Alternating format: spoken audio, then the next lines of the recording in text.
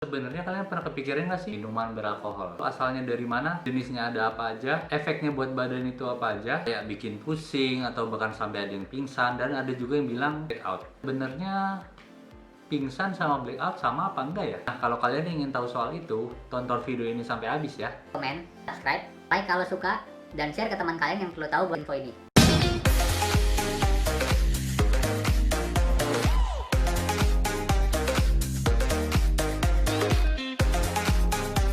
Halo, kali ini gue mau bahas soal si dia.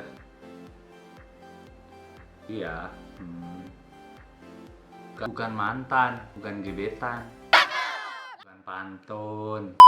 Sekarang mau bahas soal minuman beralkohol, atau orang bilang sih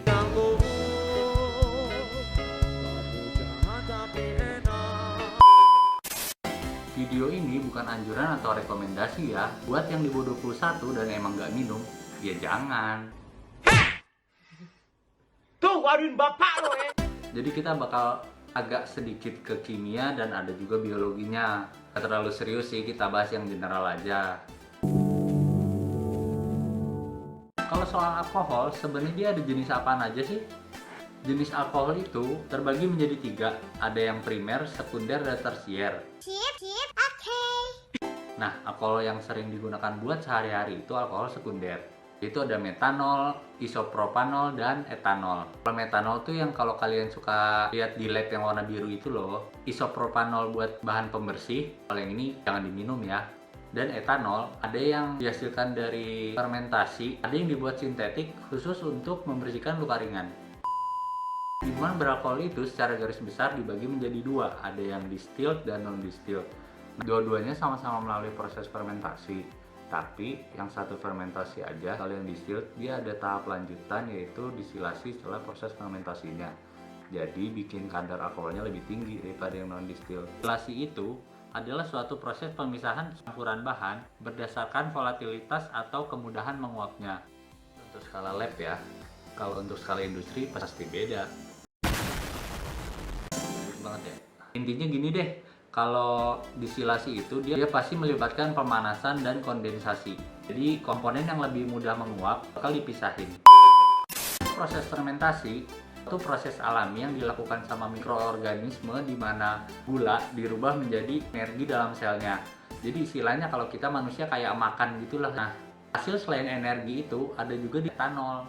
Minuman alkohol yang non-distilled itu ada apa aja sih? Itu ada bir, wine, ada juga cider.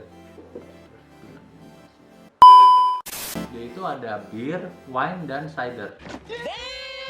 Sebenarnya membedakan mereka itu tergantung dari sumber gulanya. Jadi ada yang pakai apel, gandum, atau ada yang pakai anggur.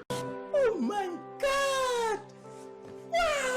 Untuk bir, kandungan alkoholnya itu 4-6%. Walaupun ada light beer yang sekitar 1-2%, atau bir yang sedikit lebih tinggi yaitu malt liquor yang kandungan alkoholnya 6-8%. Kalau untuk wine, rata-rata kandungan alkoholnya itu sekitar 14%. Secara umum, wine itu terbagi jadi 3 jenis. Ada yang natural, sparkling, dan fortified. Kalau untuk natural, ada yang red, white, dan rosé. Sparkling ada white dan rosé. Ada juga jenis fortified wine yang dia melalui proses tambahan distilasi sehingga kandungan alkoholnya lebih tinggi daripada wine biasa, yaitu sekitar 20%. Untuk contohnya macam-macam sih, ada port, marsada, dan lain-lainnya.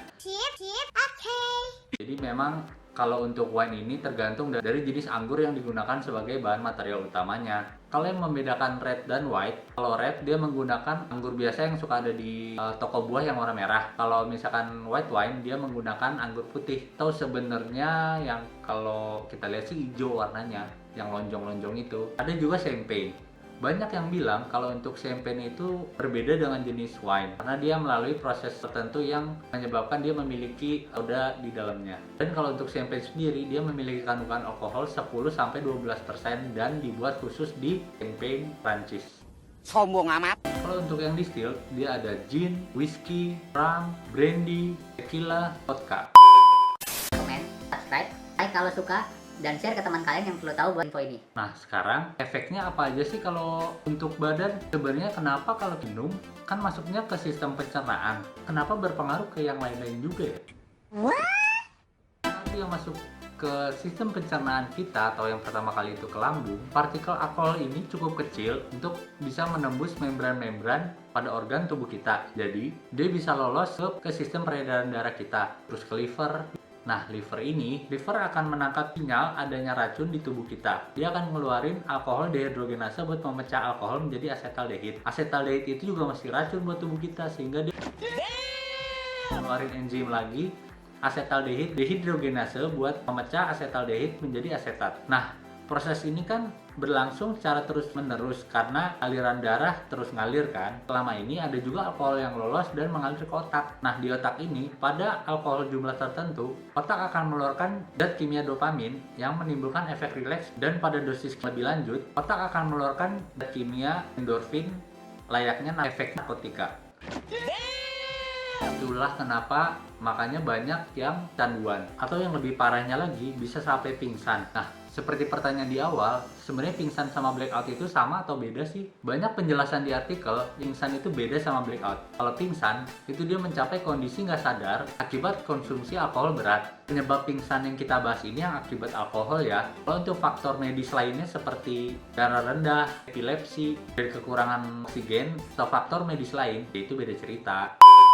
Sedangkan blackout, jadi saat kadar alkohol dalam darah atau disebut BAC, blood alcohol concentration, itu di atas 14%. Faktor toleransi BAC ini gantung genetik, gender, jenis alkohol yang diminum, dan seberapa cepat orang itu meminum alkoholnya. Blackout, dia itu kebagi jadi dua, ada yang parsial, ada yang komplit.